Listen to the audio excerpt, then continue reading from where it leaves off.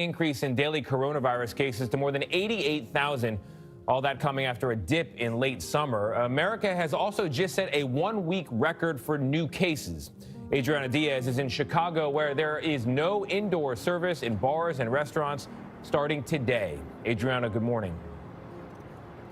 Good morning, Tony. These restrictions are back because the positivity rate, or the percentage of tests that come back positive, has crossed the threshold of 8%. Now, the governor hopes that banning indoor dining will save lives, but the Illinois Restaurant Association calls the ban a death sentence. And this comes as cases nationwide are so high that, listen to this, it's the equivalent of a new diagnosis every second. Tonight, with hospitals at a breaking point and some morgues filling fast, all 50 states across our nation now have COVID cases on the rise by at least double digits. California is in crisis again. Daily case counts doubling here in just 10 days. Long lines for testing stretch from dawn to dusk. Los Angeles is in a very dangerous situation. 2020 has been a year of emotion. Many Americans this year have feared for their lives, businesses, and rights. With the COVID-19 cases climbing, it does not look like a good end to the year. It seems everyone asking the same questions. When will this end? What are we going to do? When will I get my rights back? Politicians have been working hard to develop restrictions on how many people you can hang out with, how close you can be. These restrictions and mandates are a cause of outrage, but does it work? Do people find it useful?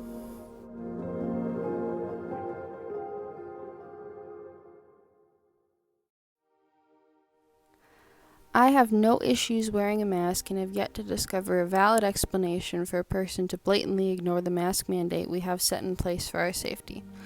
I don't particularly enjoy wearing a mask, as I'm sure everyone does. No one has said wearing a mask is fun or that you should enjoy doing it. It's not fun, but I wear one anyway, as everyone should. Because it's not about me. The mask mandates weren't put in place because the government officials thought people would like doing it. They don't care if we like it, because that's not what it's about. This whole thing is bigger than you, bigger than me, and everyone else you know.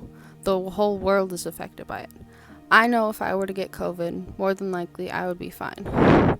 There's a lot of people who would be fine, but it's not about the people who would be fine. It's about the people who won't. The people who have to die alone when they should be with their family. The people who risk their lives every day working for a cure and treating the people who are sick. I wear a mask because I know it's not about me and my safety.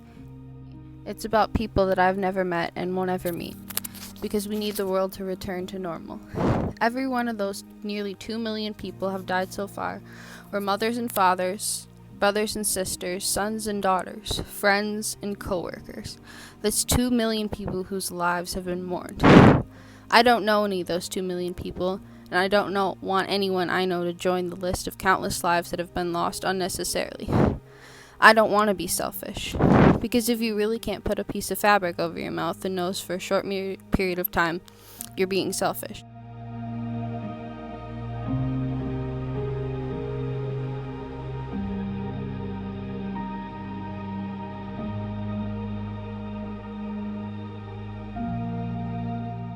It seems the common idea is that they work. But do statistics back up what they say?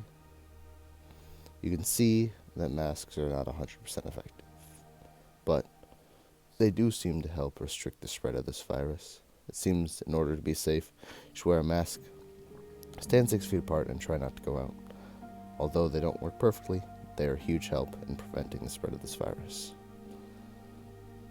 Private business can choose not to serve anyone, so it doesn't seem to be infringing on rights. The common consensus is wear a mask.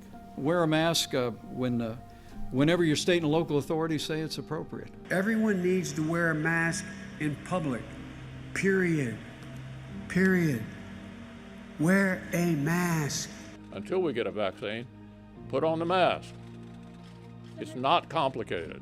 Wear a face covering when you go out in public. It is not an inconvenience. It is not a suppression of your freedom. Avoiding crowds, staying distance, and when in a situation like that, wear a mask. We'll take these, worn by everybody, in the coming days to make sure that we will protect those lives and we will slow the spread of COVID-19.